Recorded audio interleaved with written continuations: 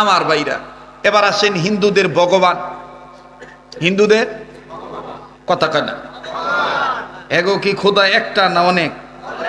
হ্যাঁ, এগোর যদি জিগান দুর্গা তোমরা দুর্গারে তোমরা কেন মানো, বলবে মা দুর্গাকে মানি এই কারণে, মা দুর্গারে মানলে ধন সম্পদে বরকত হয়। আচ্ছা, লক্ষ্মীরে কি লেগা মানো? বলে যে লক্ষ্মীরে মানি এই কারণে, লক্ষ্মীরে যদি আমরা ঠিক মতন মানতে পারি তাহলে সকাল বিকাল সুস্থ থাকি। আচ্ছা, সরস্বতীরে মানো কেন? বলে সরস্বতীরে মানি এই কারণে। আবার এটি কইলে আবার রাগ হইবেন না আপনারা? হ্যাঁ, রাগ হইলে কিছু করার নাই, আইয়া ভরছে ওয়াজ আমার কি হক, কথা তো কইতে হইব নাকি? কর মুসলমানদের আল্লাহ কয়জন? যখন কয়জন? একজন। একবার ওই যে টাঙ্গাইল জেলায় আমার বন্ধুগণ ওয়াজ করতে গেছি, তো ওই সময় কীর্তনের সিজন আর কি। তো কীর্তনের আওয়াজে, ঢোলবাড়ির আওয়াজে আমাকে মাহফিলের সমস্যা হইতেছে। তো পোলাপানের মনটা খুব বেজার। তো পোলাপান কয় হুজুর আজকে ওয়াজ হইয়া ওয়াজ করে জুত পাইবেন না, কারণ হ্যাগো হরেন আমগো দিকে দিছে, তো অগর ঢোলের আওয়াজে আর ওই কীর্তনের আওয়াজে ওয়াজই বোঝা যাইবে না। তা আমি কই সমস্যা নাই, তো দুইটা হরেন অগর দিকে দিই। কয় কা? আমি আজকে আমি কীর্তন কইমু, দেখি ওরা পারে না আমি পারি। পরে এখন কমিটির প্লান করতেছে, হুজুর আপনিও কীর্তন জানেন? আমি আরে বেটা র দি। ওই সময় আবার ওই মোহাম্মদী, ওই যে মোহাম্মদী পঞ্জিকা আছে না, লালুক্কা, ওইটা আমার বিটকেসে থাকতো। তো ওইটা বাইর করলাম, কোন মাসে কোন কীর্তন, কোন ভগবানের পূজা, এইটা আমি দেখছি।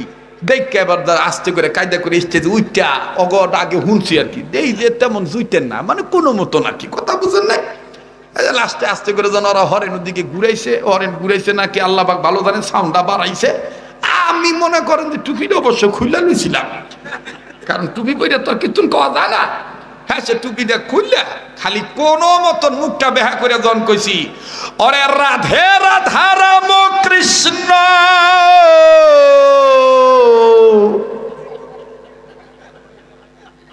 কৃষ্ণ কৃষ্ণ রাম রাধা হরে কৃষ্ণ। বোঝেনি তো আমার গলার আওয়াজ? আজকাল থেকে 11 বছর আগের কথা কইতেছি, অন্ত একটু বুড়া হইছি নাকি? কর গলায় তো আগের মতন তেমন জোর নাই। জন এরকম কইয়া আস্তে করে জন খালি জু উড়াইছি। ওরা দেখবেন ওই যে জু উড়াইলে একটু ভাবসাব লাগে না? হ্যাঁ, দেখবেন যে ওরা যদি কেউ পালা লয়, আমাকে মুসলমানের মধ্যে অনেক বয়াতি আছে, দেখবে হিন্দু আর মুসলমানের পালা লয়। হ্যাঁ, হিন্দু আর মুসলমানের পালা লয়। মুসলমানের সন্তান ওই লইছে রাম কৃষ্ণ, আর হ্যাঁ কি ওই লইছে হরে রাধা, মানে রাধা লইছে। কৃষ্ণ আর রাধার পালা। তা আমি আপনারা না মুসলমান? কয় না, ওদের জনগণকে বুঝানোর লাগিয়া কৃষ্ণ আর রাধার পালা লইছিলাম। আমাকে দেশে অনেক মানুষ দেখবেন কয় যে হুজুর গো ওয়াজ শুনেও দিল নরম হয়, আবার বয়াতি গো গান শুনেও দিল নরম হয়। এরকম একদিন একটা সায়স্তা করছিলাম, ওই ফেরি পার হইতেছি, তো ওই বয়াতি গো পাইছি। তো বয়াতির লগে যে দোয়ারি থাকে না, ওরা ডাক দেখে হুজুর আমালি গো আজকে ওয়াজা দিল কই? আমাকে এইদিকে। আমাকে তুমগো পালা আসিল কই? কয় আমাকে এইদিকে। ওই চানাচুর খাইতেছে আর কইতেছে হুজুর সমস্যা নাই, আমরা গো ওয়াজ হই না মানুষের দিল নরম হয়, আমাকে বয়াতি গো গান হই না মানুষের দিল নরম হয়। আমাকে তোর কথা শেষ হয়েছে? হইছে। আমাকে হন মুইটাও সিরামুড়ি বিজান যায়, টিউবওয়েলের পানি দেও সিরামুড়ি বিজান যায়। কথা কয় না? আরে কথা দি কস না তোরা ভাই, তোরা কথা কও। মুইটাও সিরামুড়ি বিজান যায়, টিউবওয়েলের পানি দিও সিরামুড়ি বিজান যায়। খালি পার্থক্য কইলো হালাল আর হারাম। কথা ঠিক না? আমাদের দেশে অনেক পোলাহান আছে, দেখবেন শ্বশুর আর শাশুড়ির খেদমত করে জান্নাত পাইতে চায়, আর আব্বার আর মায়ের বুড়ি খুঁয়ে গাইলে ওই হেরময় মুইটা যেমন পানি চিরা বিজায়, আর এই আমরা যেমন মা বাবার সেবা করিয়া মনে করেন সই ভালো পানি দিয়ে চিরামুড়ি বিজাই। হ্যাঁ, আপনি শ্বশুরের সম্মান করতে পারবেন, শ্বশুরের আপনি আদব করবেন, এটা কোনো সমস্যা নাই, কিন্তু মা বাবাকে অবহেলা করে নয়। কথা বলেন, কথা বলেন না। আমার আজকে আমাকে একটু সমস্যা হইতেছে, আপনারা কি থাকবেন না যাইবেন গা? আমি ভাবছিলাম তরিকুল ইসলাম বাইরে কইছি যে আমি ঘন্টাখানিক ওয়াজ করবো, বড় জোর 1.5 ঘন্টা, কিন্তু আপনাকে অবস্থা দেখে আমার মনটা উজায় উঠতেছে বুঝছেন। আমাকে তরিক ভাই মাঝে মাঝে কয় এক্সের ভালো লাগতেছে আর কি, আজকে যদি একটু সময় বাইরে যায় দিবেন না? কথা কয় না, দিবেন না? রাজি আছেন তো ইনশাল্লাহ? তাহলে একটু জোরে তাকবীর লাগান তো। নারায়ে তাকবীর, নারায়ে তাকবীর, আমাকে সমাজে তো দেখবেন খালি উল্টা বিচার, মহিলারা উলঙ্গ হইতে হইতে একেবারে বেফরদায় করতেছে, ওগো কোনো বিচার নাই, যত বিচার আমগো শ্যামরা গো। শ্যামরা তোর মা বোন নাই, তুই দেখছো কা কি তুই কি মরবি না, তোর জাহান্নামের ভয় নাই, কি তুই কবরে যাবি না? আর ওরা উলঙ্গ হইতে হইতে দেখবেন যে আগে দেখছি যে 2, 4, 10 বছর 15 বছর আগে বেগানা নারীরা বেগানা পুরুষরে দেখলে রোড ওই ফাল্টাইয়া এইভাবে রাস্তা চেঞ্জ করে কইতো ওই বেটা যাইয়া লো পরে যাইমু। আর ওহন হেই নানা নাতির নাতিনেরা কলেজে যায় মুসলমানের মাইয়া, এটা কারো কাছে কইেন না, এটা আমরা বুঝেন না। এই মাইকে ওইটাছে কি আর কই, দেখবেন এই এরকমের দিয়ে যায়, কথা কয় না। অথচ যুবকদেরকে ইফটিজিং এর মামলার আসামি করে। আমি বলি ও মজুমদার কান্দির মাতব্বরেরা, রাজর থানার ব্যাপারীর ঘরের মাতব্বরেরা, চৌধুরীরা, যারাই আছেন বিচার করলে বালা মতন কইরেন, ছেলেদেরকে ইফটিজিং এর মামলার আসামি করার আগে, পরকীয়াতে ধরা খাইয়া পুরুষের বিচার করার আগে ওই বেহা নারীর বিচার আগে করো, যেই নারী মুসলমানের ঘরে জন্ম নেওয়ার পরও কোরআনের কথা মানে না। দেখামে খালি পোলাহান গো পিডা, আগে সামনে ধরে পিডা। এই যুবক কথা ঠিক করছি না? কি কথা ঠিক আছে না? ঢাকা জিনিস যেটা উঠতে যাইব মনে করবে এটা বউর কামাই ডরে যাইতেছে না। উচিত কথায় মা হবে তার গরম ভাতে বিলাই বেজাল। আজকে কি চলবো না? আরে হাজী সাহেব যদি নিয়ত করে আমি মক্কা থেকে ঘুরে আইছি, আমার নাতিনে বোরকা ছাড়া কলেজে যাইতে পারবো না, উপায় আছে পর্দা না কইরা? বাপে যদি 5 ওয়াক্ত নামাজ পড়ে, একজন মুসলমান হিসাবে যদি নিয়ত করে যে আমি ইসলামী রাষ্ট্র চাই, আমার ঘরটারে আগে ইসলামী রাষ্ট্র দিয়া আমি সুন্দর করে সাজাতে চাই, আমার বউরে, আমার মেয়েকে, আমার বোনকে, আমার মাকে আমি পর্দানিশী বানাইতে চাই, খোদার কসম এই বিলটা যদি পরিবার থেকে শুরু করে, সামাজিকতা থেকে শুরু করে, যদি রাষ্ট্রীয় ভবন পর্যন্ত, জাতীয় পার্লামেন্ট, সংসদেও যদি মহিলাদের পর্দার বিল পাস হয়ে যায়, আল্লাহর কসম হিন্দু মহিলারা পর্যন্ত বোরকা পড়তে বাধ্য হবে।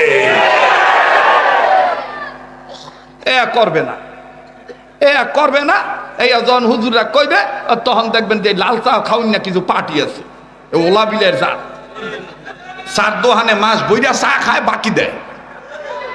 আবার কারো দেখা হইলে দাগ দেখে আকাশের বাপ এক কাপ চা খাইয়া যাক। চার দোহানদার কয় মরার ঘরের মরা, নিজের টেহাই দেয় না, আবার আর একজনের ডাক্তার আছে না। কিন্তু এখন জামানা আইছে তরুণদের, জামানা আসছে যুবকদের, যে সমাজের যুবকরা ভালো হয়ে যাবে। খোদার কসম এই সমাজে আবু জাহেল মার্কা দালাল কোন বুড়ার খাওয়া থাকবে না। দেখবেন যে বিভিন্ন মসজিদে, বিভিন্ন মাদ্রাসায় হুজুর পরিবর্তন হয় বেশি বুড়ার জ্বালায়। কথা কয় না, ঠিক না? দাদা আপনি কইেন কথা সত্য না?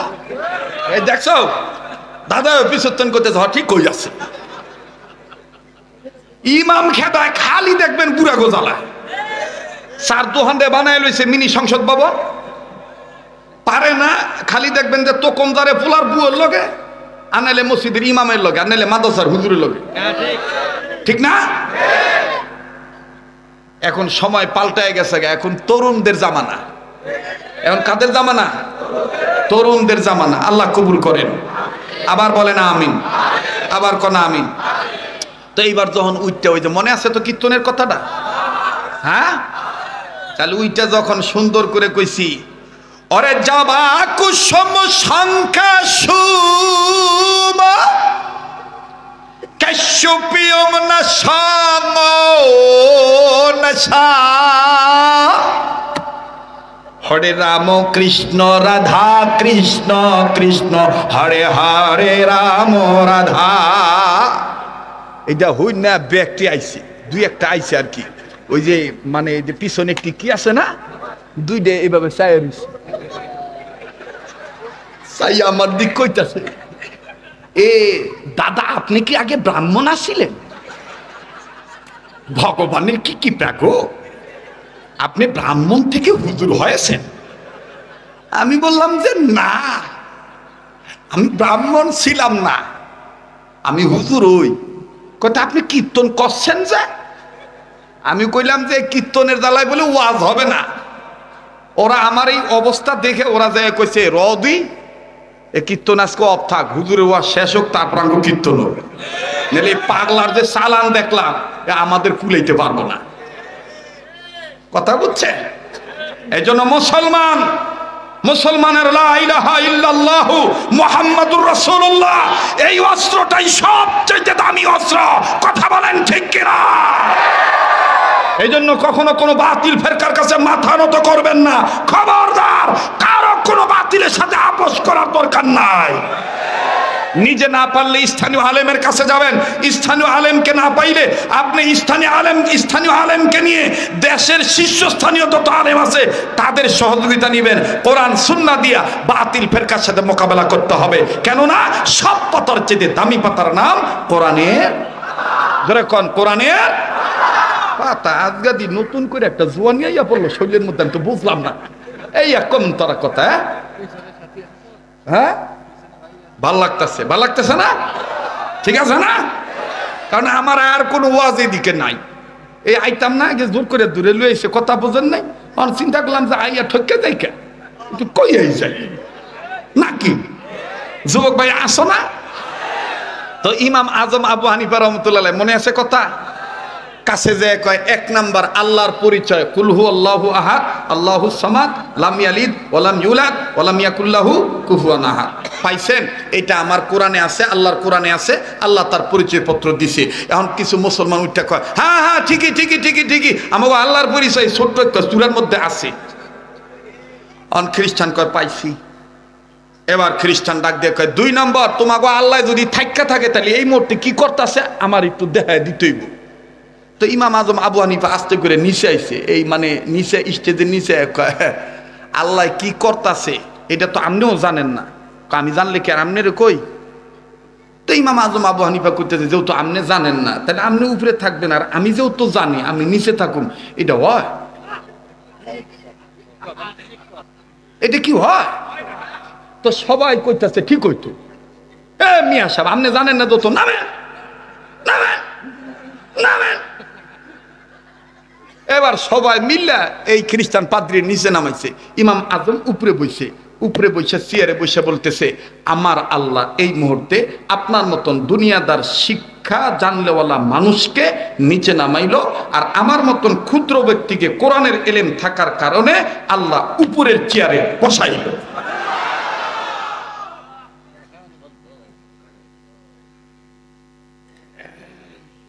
এই কি রাস্তা? এই যে তামান্ডা রাস্তা তো ভালোই হয়েছে। ওরা কি এই দেশের পোলাপান না? একটা আরেকটা জিজ্ঞাসা কতক্ষণ থাকবি?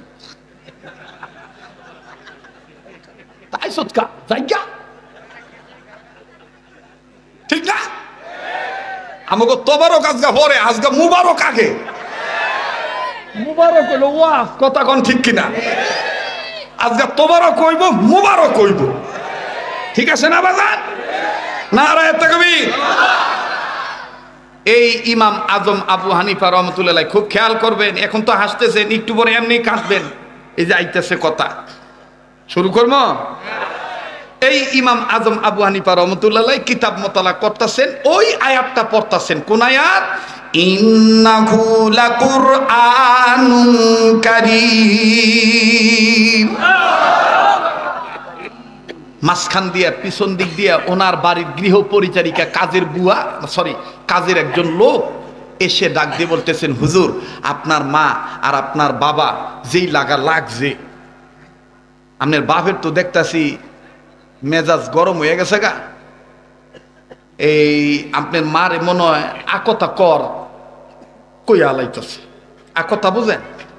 বুড়া বুড়ি লাগলে অনেক সময় কয় না তোরে লইয়া খাইন না, এরকম কয় না বুড়া বুড়ি? কয় যৌবনটা শেষ, তোরে লইয়া খাইন না। এই যে মুফতি সাহেব বইয়ে রয়েছে, আরো মুফতি আছে। আমাকে দেশ গ্রামে কিন্তু অনেক মা বোন, অনেক বাপ ভাই যোগের ঠেলায় আদর করে কয় তোরে লইয়া আমার মন হই চায় না সংসার করতে, তোরে লইয়া খাইন না। আবার 2 দিন বাদে কয় লাইলি বেশরমার ঘরের বেশরমা, বেহায়ার ঘরে বেহায়া। তুই কি জানস এই যে ঠাট্টা করে কইছ যে তোরে লইয়া খাইম না, তোর বউ হে সময় গেছে গা। সাবধান সাবধান, তিন কথা কওয়ার পর আর কোনো মাতবরি চলে না। তিন কথা কোনটারে কয়? কবুল কবুল। দাদা কথা ঠিক না? কয় কথা? কথা কয় না। কবুল কবুল কবুল। যারা কও নাই আল্লাহ পাক তাদেরকে সহিভাবে কর তৌফিক দান কর। কারণ বিয়া শাদীর দরকার আছে না মিয়া ভাই? বিয়া শাদীর দরকার আছে না? তো এইবার হুজুরে ডাক দিয়ে কয়, কি কইলা? আমগো আব্বাই এই কথা কইতে চাইতেছে। কয় কইছে? কয় না, ওহনো কয় নাই, ওহনো কয় নাই। ক ক বাপ। হুজুরে গেছে, শুনতাছেন আপনারা? হ্যাঁ, হুজুরে গেছে, যায় কয়, আব্বা আসসালামু আলাইকুম। কি হইছে আব্বা আপনার এই বুড়া বয়সে? মায়েরে কি কইতে চাইতেছেন? কয় তোর মায়েরে কইয়া দিছি, তোর মায় আমার লগে হুদাহুদি কথা বন্ধ কইরা দিছে। ফজরের টাইম পর্যন্ত, আজান পর্যন্ত সময় দিছি। ফজরের আজানের মধ্যে যদি তোর মায় আমার লগে হাইদ্যা কথা না কয়, এই মুহূর্তে যদি ফজরের আজান দিয়া ফেলায়, তাহলে তোর মায়ের আর তালাক দাও লাগবো না, অটো 3 তালাক হইয়া যাইব। বুঝছেন? কিন্তু আচ্ছা, ফজরের আজান পর্যন্ত টাইম দিছেন আব্বা? হ্যাঁ। মা কি কথা কইব না? কয় তোর মায় কইছে ফজরের আজান কে, মাগরিবের আজান দিল বলে কথা কইব। কিছু গাত্তারা বেডি আছেন এরম। হ্যাঁ, আর মাদারীপুর রাজর থানার মহিলারা হইলে তো কথাই নাই। দিয়া এক বস্তা লওয়ার দান্দা থাকে 3 বস্তা, কথা কয় না। হ্যাঁ, মা গো এই কাজ কইরেন না, মা এই কাজ কইরেন না। মা, আল্লাহ রসুল সাল্লাল্লাহু আলাইহি সাল্লাম বলেছেন, আল্লাহর পরে যদি কোনো নারীকে সেজদা দেওয়ার হুকুম থাকতো, তাইলে আপন আপন স্বামীকেই সেজদা করার হুকুম আমি রসুল দিতাম। স্বামীর এত মর্যাদা, সুবহানাল্লাহ। মুসলমান ভাইরা আমার, বন্ধুগণ, আর ইমামে আজম আবু হানিফা দ্রুত গতিতে মার কাছে চলে গেলেন। মাকে যাইয়া ডাক দিয়ে বলতেছেন, মা গো, ও মা, তুমি এই বৃদ্ধ বয়সে, বুড়া বয়সে তুমি কি শুরু করেছো? আব্বারে তুমি রাগায় দিছো কে? আর তুমি এত মন খারাপ করছো কেন? ও মা, তুমি আব্বার সাথে কথা বলো না। আব্বারে ডাক দিলেই তো আব্বার কসম ভাঙ্গা যায়। আব্বাই কইছে ফজরের আজানের সময় পর্যন্ত সময়, ফজরের আজানের আগে যদি তুমি কথা কইয়া ফেলাও, তাইলে তো আর তালাক হয় না। ও মা, তুমি আব্বারে ডাক দাও না। ভদ্র মহিলা ডাক দিয়ে বলতেছেন, ওগো আমার সন্তান, তোর বাবারে বইলা দিছি এক ফজরের আজান কেন, মাগরিবের আজান দিন আমি কথা বলবো না। যা যা, আমি যা বলার বলে দিয়েছি। আবার ইমামে আজম আবু হানিফা রাহমাতুল্লাহি আলাইহি, আমার বন্ধুগণ, আমার ভাইরা, ওই সময় এইরকম ঘড়ি ছিল না। ইমাম আজম আবু হানিফা রাহমাতুল্লাহি আলাইহি উনি সময় নির্ধারণ করলেন, এখন রাত্র কতটা বাজতে পারে। ইমাম আজম আবু হানিফা বুঝতে পারলেন এখন রাত্র 12টা বেজে 1টা শেষ হয়ে গেছে, 2টা ধরল। ইমাম আজম আবু হানিফা শেষবারের মতন আবার বাবার কাছে গেছি। ও বাবা, মায়েরে ডাক দেন না, মিল্লা জানগানা। আপনি যদি এইরকম বুড়া বয়সে রাগ করে, তাইলে মানুষ জানলে করবে কি, মানুষ জানলে বলবে কি? বাজান কোন মতে বাবার মেজাজ ঠান্ডা হয় না। আবার গেছেন মায়ের কাছে, মাও বলে একই কথা, না আমি বলবো না। তোর বাপেরে বইলা দিয়ে ফজর আজান দিল, আমি কথা বলবো না।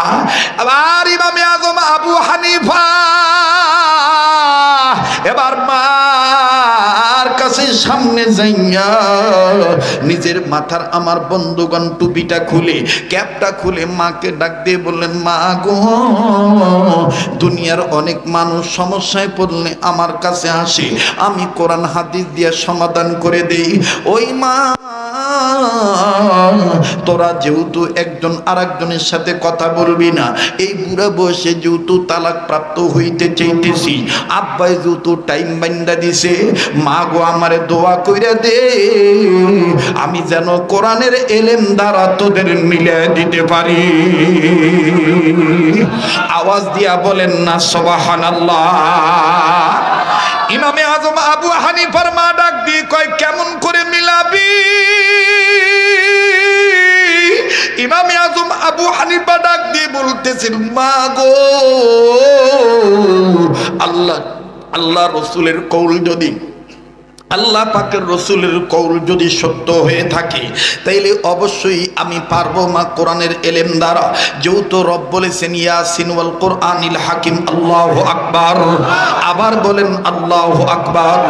বাজান রে কেউ এদিক সেদিক নজর দিবেন না, একটু বাজান এদিকে ওদিকে তাকাবেন না, খেয়াল করবেন না। আমার বন্ধুগণ গভীর মনোযোগী হয়ে কথাগুলি শোনা চাই।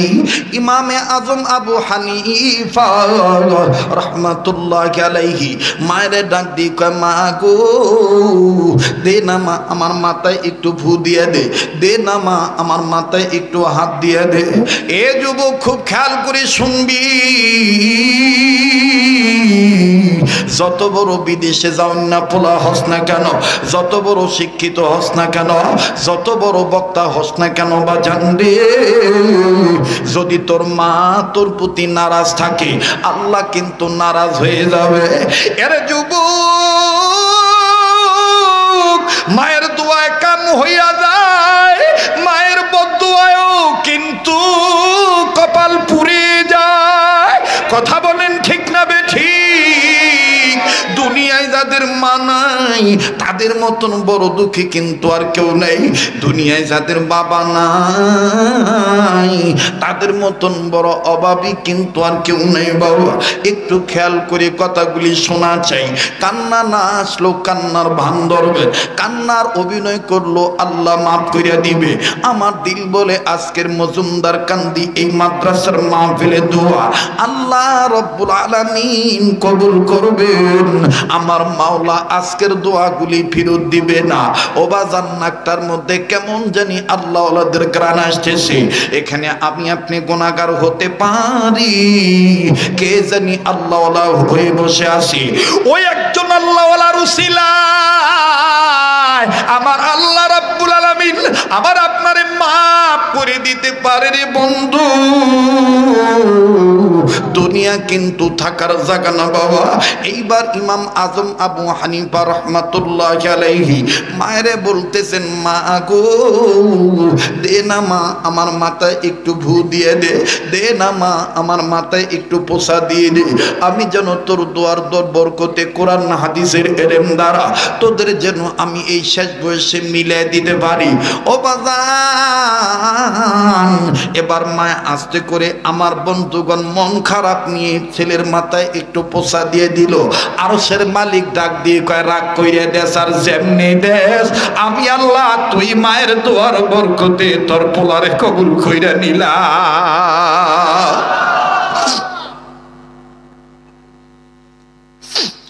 এবার ইমামে আজম আবু হানিফা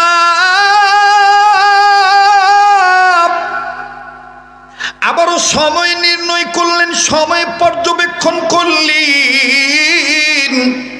দেখতেছেন দুইটা পার হয়ে গেছে, তিনটার কাছাকাছি।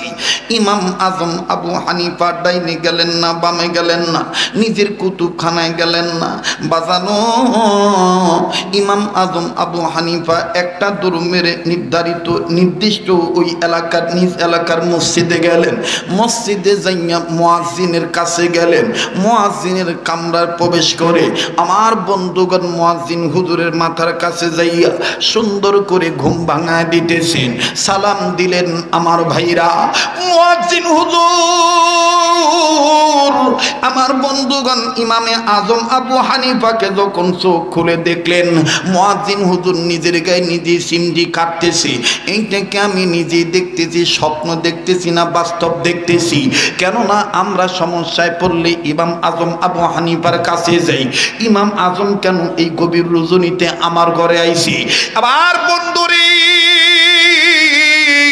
ইমাম আজম আবু হানিফা কান্দার ডাক দিয়ে বলে, হুজুর আমি আসলে ইমাম আজম আবু হানিফা, আমি আসি আপনার কাছে বিপদে পড়ে।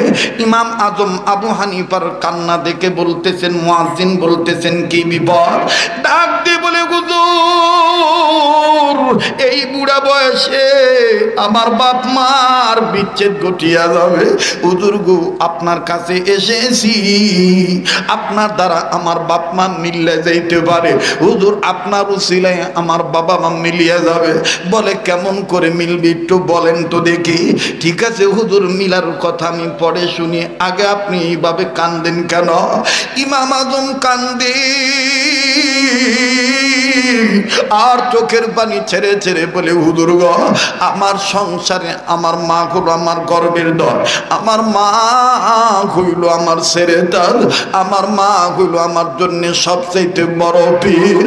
ও হুজুর আমার এই মায়ের দুয়ার বরকতে আজ আমি জগৎ বিখ্যাত বড় আলেম হইছি, ইমাম হইছি। ভাই গো মায়ের দোয়ার বরকত আছে না নাই? আবার বলেন আছে না নাই? বাজান রে দেখবো কে মায়ের জন্য কানতে পারেন, একটু বাজান দিলটা নরম করে দিবে। আমার বয়ান থেকে আপনারা একের অধিকবার ইউটিউবের মাধ্যমে ইন্টারনেটের মাধ্যমে ওয়াজটা হয়তো বা শুনিয়া থাকতে পারেন। আজ আমি বাস্তব আপনাদের কাছে শুনে দিই। আরে মাদারীপুর রাজুর থানার বাপ ভাইরা, মজুমদার কান্দি এলাকার মা বোনেরা রে, বাপ মার দুয়ার দেখেন যে কত বড় কাজ। আজ থেকে কয়েক বছর আগের ঘটনা। ওবাজান তৎকালীন সময় জামালপুর, শেরপুর, মোমেনশাহী জেলা ওই সমস্ত অঞ্চলে আমার ঘন ঘন সফর থাকতো। নিজস্ব গাড়ি ছিল না। ঢাকা মহাখালী থেকে আমার বন্ধুগণ জামালপুর, মোমেনশাহী, শেরপুর জেলার গাড়িতে উঠতে হয়। ওবাজান ঘন ঘন সফর হওয়ার কারণে অনেক টিকিট মাস্টারের সাথে, ড্রাইভারের সাথে, হেল্পার কন্ট্রাক্টরের সাথে আমার বন্ধুগণ মুখ পরিচয় হয়ে গেছে। 6 মাস আগে যেই ড্রাইভারটাকে দেখছি পাও ভালো, আমার বন্ধুগণ আবার 6 মাস পরে শীত মৌসুম শুরু হওয়ার পর যখন আমি মহাখালী ওই বাসে উঠব, বাবাজি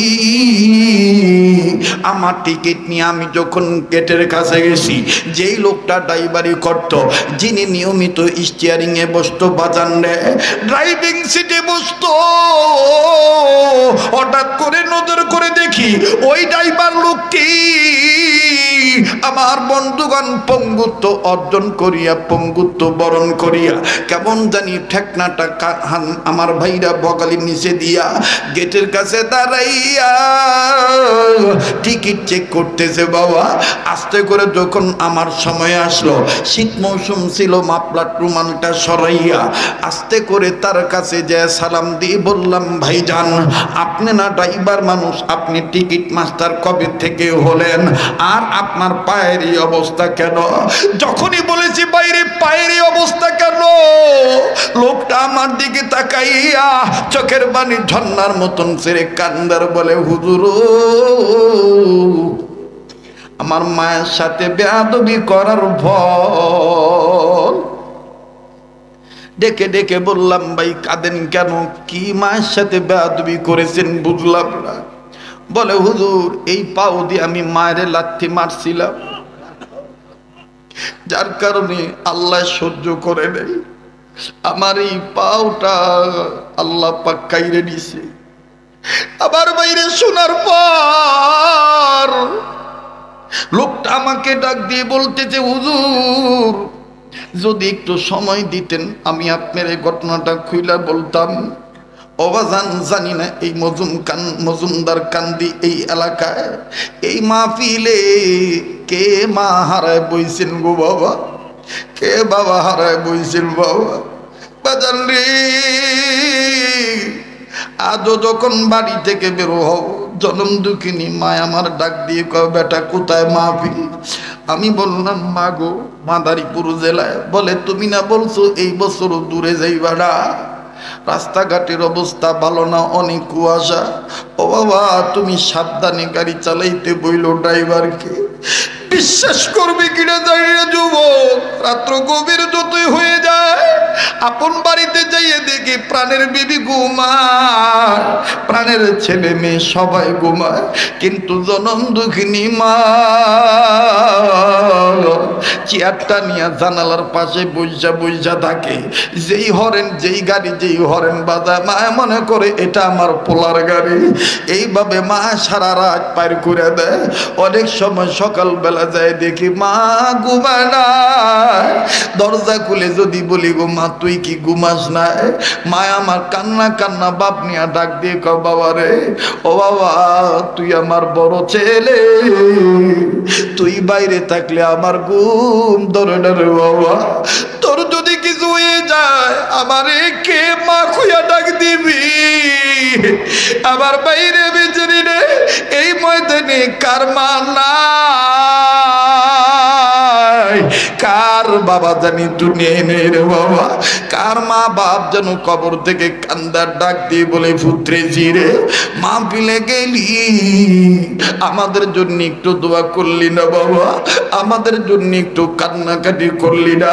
ও বাবা কবর আইসা খবর পাইলাম দুনিয়ায় যদি কোনো ছেলে মেয়ে বাপ মার জন্য কান্নাকাটি করে দোয়া করে, ছেলে মেয়ের দোয়ার উসিলায় বাপ মার কবর আযাব আল্লাহ মাফ করিয়ে দিবে।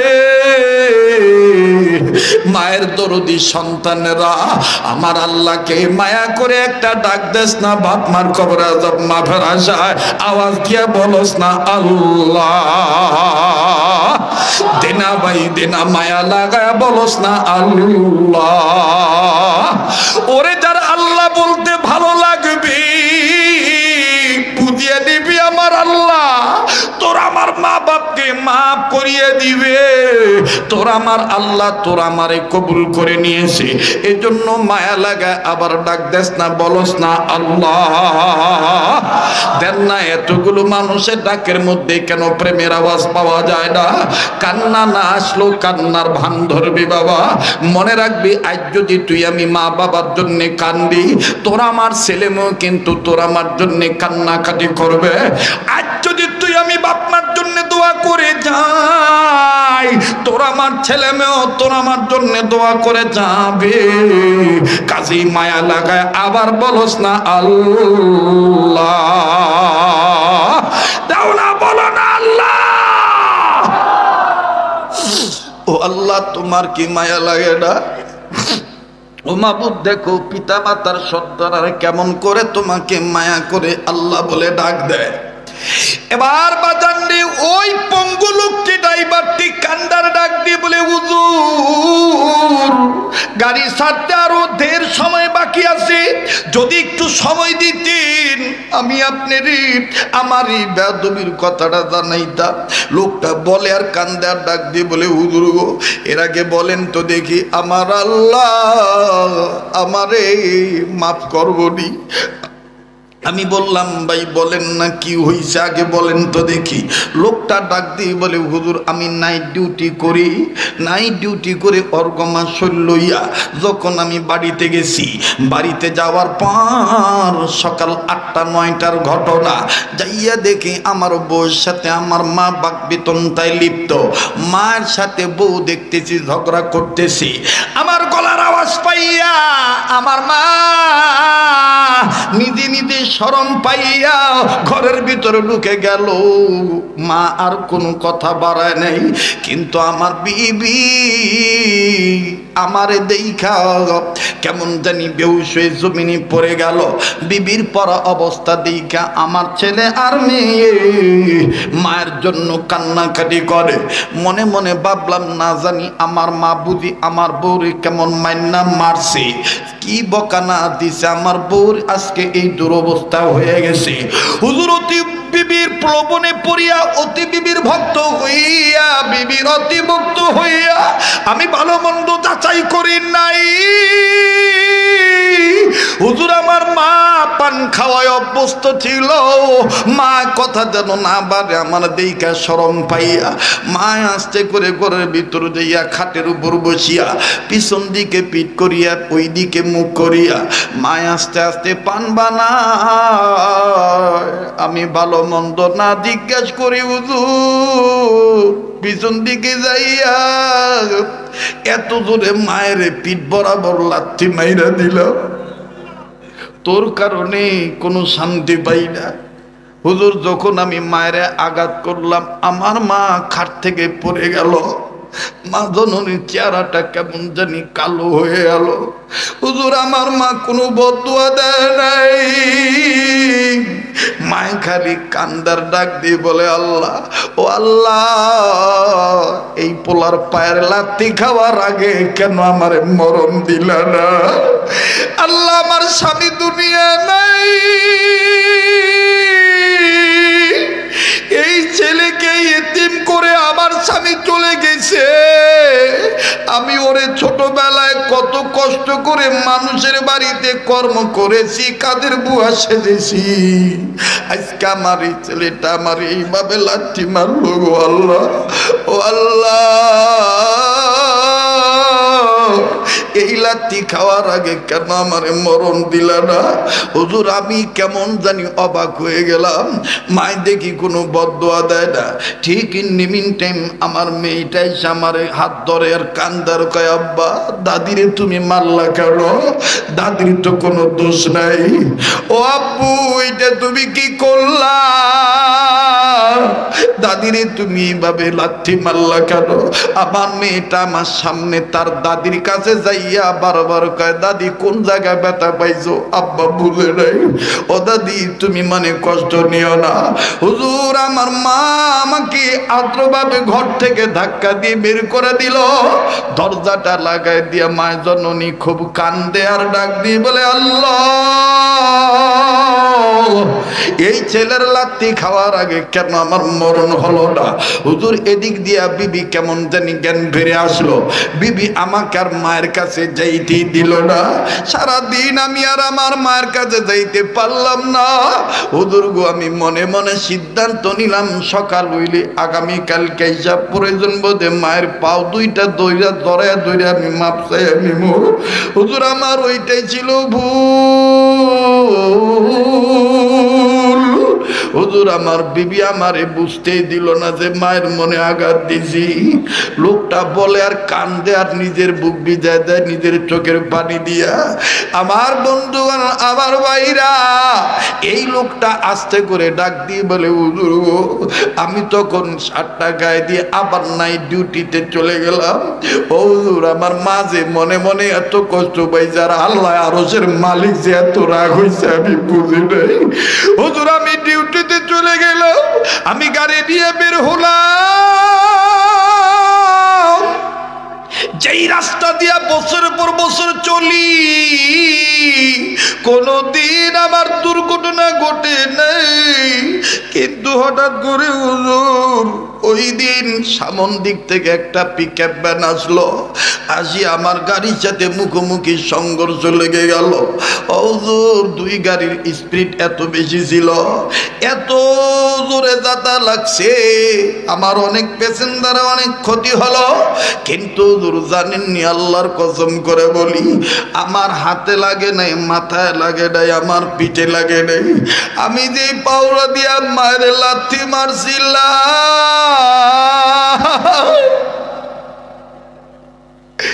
আমি যে পা দিয়া মায়ের লাথি মারছিলাম, আমার এই পাটা দেখতেছি যে আমার গাড়ির টিনের শিটের মধ্যে আটকা পড়ে গেছে, চাপা খায়া রইছে। হুজুর অনেক লোক আইসা বলতেছে নিচে রক্তের বন্যা বয়ে যাইতেছে, তার মানে বুঝতে পেরেছি পাওটা আমার থেতলে গেছে। হুজুর তারপরে কি হয়েছে বলতে পারবো না। লোকগুলো আমাকে ধরাধরি করে নির্দিষ্ট জেলা সদর হাসপাতালে ভর্তি করে দিছে। হুজুর ডাক্তার আমার পাও রাখতে পারে নাই, পাটা আমার কেটে ফেলে দিতে হয়েছে। হুজুর সবচেয়ে আশ্চর্যজনক বিষয় হইল, জ্ঞান ফিরার পর হাসপাতালের বেডে কাটা পাও লইয়া চোখ মেলে দেখি যে বোর প্লবনে পড়িয়া মায়ের লাথি দিছি, আমার ওই কাটা পায়ের কাছে আমার বউ নাই।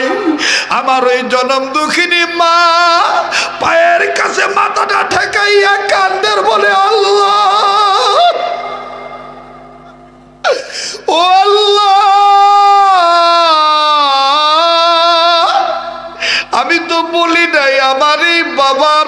কবরটা তুমি কাইটা ভালায় দিও, আমার এই ছেলেরে তুমি চিরতরে পঙ্গু বানায় দিও। আল্লাহ আমি এটা তো বলি নাই, আল্লাহ আমার ছেলে বুঝে নাই, আমার গায়ে আঘাত করে যে লাথি মেরেছে, আল্লাহ আমি তো কোনো বদদুয়া দেই নাই। ও আল্লাহ আমার এই বাবা যদি মারা যায়, কে আমারে মা মা কইয়া কে আমারে মা মা কুয়া ডাক দিবে। আল্লাহ তুমি আমার ছেলের বাঁচায় রাখো। হুজুর আমি সহ্য করতে পারি নাই, আমি আস্তে করে আমার বাম হাতটা মায়ের ঘাড়ের উপরে দিয়া আদ্রবে টান দিয়ে কইলাম, মা আমারে মাফ করে দে, আমি বুঝি নেই তুই আমারে মাফ করে দে। আমার মা আমার বুকের সাথে মাথাটা ঠেকাইয়া চোখের পানি দিয়া বুক ভিজে দিয়া কান্দার কও, বাবা আমার কাছে মাপ চাইতে ওই বলা, তুই আমারে মা কইয়া ডাক দিস। আমার কলিজা ঠান্ডা হয়ে গেছে। বাবা রে তুই বুঝে শুনে চলবি বাবা, বাবা তোর বাবা নাই আমি তোর সব, আর তুই আমার সব, আমার স্বামী নাই। এইভাবে আমার মা কান্দে, আর আমি আমার মায়েরে বললাম, মা তুমি কেমনে আসলা? বলে তোর ছোট মামার সহযোগিতায় আসি। কি ব্যাপার? আমাকে পারুলাই এনে আমার ছেলে মেয়ে আসে নাই, বলে ওরা এখনো আসার সময় পায় নাই। হুজুর তখন আমি নিজে নিজে চোখের পানি ছেড়ে দিয়ে আল্লাহরে ডাক দিয়ে বললাম, আল্লাহ সেই বিবির কারণে মায়ের সাথে বেয়াদবি করলাম, ওই বিবি এখনো আসার সময় পায় নাই। আর যে মা এত ব্যথা পাইছে, ওই মা নিজের ব্যথা নিজের মনে রাখে নাই, সব পানি মনে করে দিয়া মাফ করে দিয়া ছোট মামার সহযোগিতা নিয়ে আমার কাছে আইছে। আল্লাহ আমারে তুমি মাফ করে দাও, আমি বুঝি নাই। ও যুবক বন্ধু এরকম কত ভাই আমরা আছি, না বুঝিয়া মা বাবার সাথে বেয়াদবি করি, মা বাবারে কষ্ট দিস না রে ভাই। যার পক্ষে মা বাবা রাজি, তার পক্ষে কিন্তু স্বয়ং আল্লাহ রাজি। কথা বলেন ঠিক না ব্যাঠিক? এ মার পাগলেরা, বাবার পাগলেরা, কি এমন গুনাহ হয়ে গেছে যার কারণে মা বাবার দরদি হয়েও চোখের পানি আসতে চায় না? আমার বন্ধুরে, আমার বাবাজিরা, এই পাগলকে অবহেলা করবি না। এই পাগলকে যেহেতু আল্লাহ তাআলা বারবার মক্কা মদিনায় নেয়, কয়েক বছর যাবত লাগাতার গোটা রমজান মদিনায় থাকা হয়, ঈদ করে তারপরে দেশে আসি, কিছুক্ষণের মধ্যে বাজান কথারা ফিনিশিং দিয়া তোর আমার মা বাবার জন্যে কাবা ধরা হাত নিয়া আমি দোয়া করবো, একটা ওয়াদা দিতে পারস নি? ওই বাপ মার দরদি সন্তান হইয়া আমি পাগলের সাথে মোনাজাত করে যাবি। কারা কারা তুই আর আসল বাজান একটু হাত তুলে দেখা। নারায়ে তাকবীর, নারায়ে তাকবীর। হাত দামান বাজান। কেউ যদি চলে যায় চলে যেতে দিবেন, খবরদার কারো যাওয়া দেখে কেউ যাবেন না বাবা। আজকের মাহফিলে আল্লাহ পাকের রহমত নাজিল হইতেছে। উম্মতের ওলামায়ে কেরাম মজমায় বসে আছেন, আলেমদের দেখেন কত বরকত। দেখেছি কত সাদা চুল সাদা দাড়ি লইয়া বুড়ারা কেঁদেছেন, কত তরুণ যুবকরা কেঁদেছেন, কত তলবেলেমরা কেঁদেছেন। এই কান্নাকাটি আমার আল্লাহ আজকে ফেরত দিবেন, রব্বে কাবা কবুল করবেন ইনশাআল্লাহ। বলেন না ইনশাআল্লাহ? আমার বাইরে ইমাম আজম আবু হানিফা এবার মুয়াজ্জিন সাহেবের মাথায় সুন্দর করে আদ্রভাবে হাত দিয়ে চোখের পানি ছেড়ে কান্দার কয়, হুজুর আমার এই মা যদি বৃদ্ধ বয়সে তালাক প্রাপ্ত নারী হইয়া চলে যায়, আমি কোন মায়ের চেহারা দেখে কবুল হজের সওয়াব কামাই করব? ও হুজুর আমি আপনাকে বলতে চাই, যেহেতু আপনি আমাদের মহল্লার মসজিদের হুজুর, হুজুর আব্বাই বলছি ফজরের টাইম পর্যন্ত টাইম। ফজর আজানের মধ্যে কথা না বললে মা 3 তালাক হয়ে যাইব। হুজুর আমি কোরআন হাদিস মৈথুন মন্থন করে এসেছি। ও হুজুর আমি কোরআনের এলেম নিয়ে এসেছি। আমি বুঝতে পেরেছি আমার মা তো সব আজান মনে রাখে না। আমার মা বুঝতে পারবেন এটা কোন আজান। আর সবচাইতে বড় কথা হইল আমাদের সমাজে তাহাজ্জুদের আজান নাই। হুজুর আপনি তাহাজ্জুদের আজান দিয়ে দেন। মায় মনে করব ফজরের আজান। মায় ফজরের আজান মনে কইরা দীর্ঘদিন যেহেতু স্বামীর সাথে ঘর সংসার করেছি, আমার বাবার কাছ থেকে বিদায় নেওয়ার জন্য বিদায় মুহূর্তে কথা কইয়ে বিদায় হইব। মায় মনে করব ফজরের আজান। মায় যখন আব্বার লগে ফজর আজান মনে কইরা তাহাজ্জুদের আজান শুইনা কথা কইব, বাবার কসম ভাঙ্গা যাইব। আমার বাবা মার সম্পর্ক টিকে যাবে। আওয়াজ দিয়া বলেন না সুবহানাল্লাহ। আবার বলেন না সুবহানাল্লাহ। ওরে দেখলে নবী পাগল হবি, দেখলে নবী পাগল হবি। পারবি না উম্মত সইতে পারবি না। তোর আমার আপন যিনি ঘুমায়াছেন মদিনা, তোর আমার আপন যিনি। বাবা শেষ করে দিই না আজান। আচ্ছা দিমু আগে ঘটনাটা শেষ করে লই। এই আজকে একটা লোকের মধ্যে কোনো অতৃপ্ত ভাব নাই। কথা কোন ঠিক কিনা? বলেন কবুল করার মালিককে। আবার বলেন কবুল করার মালিককে। এর কথাই কিন্তু আছে পুরান চাউল বাতে বারে।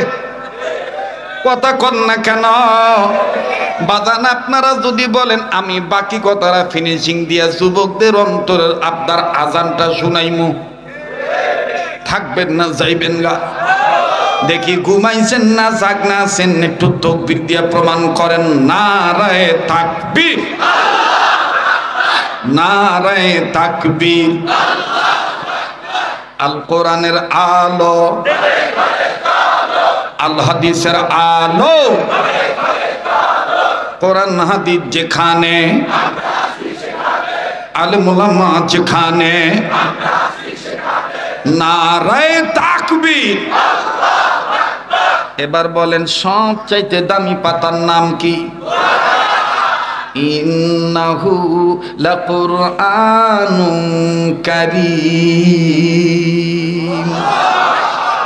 এবার মুয়াজ্জিন সাহেব সুন্দর করে আমার বন্ধুগণ তাহাজ্জুদের আজান দিতেছে।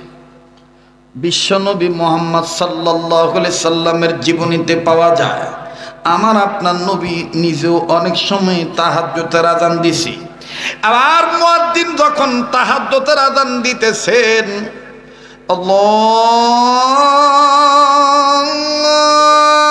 আকবার, আল্লাহু আকবার। মক্কা মদিনায় কিন্তু এরকম তাহাজ্জুদের আজান। আমার গলা তোর তো ভালো না, আমি একটু চেষ্টা করে দেখি।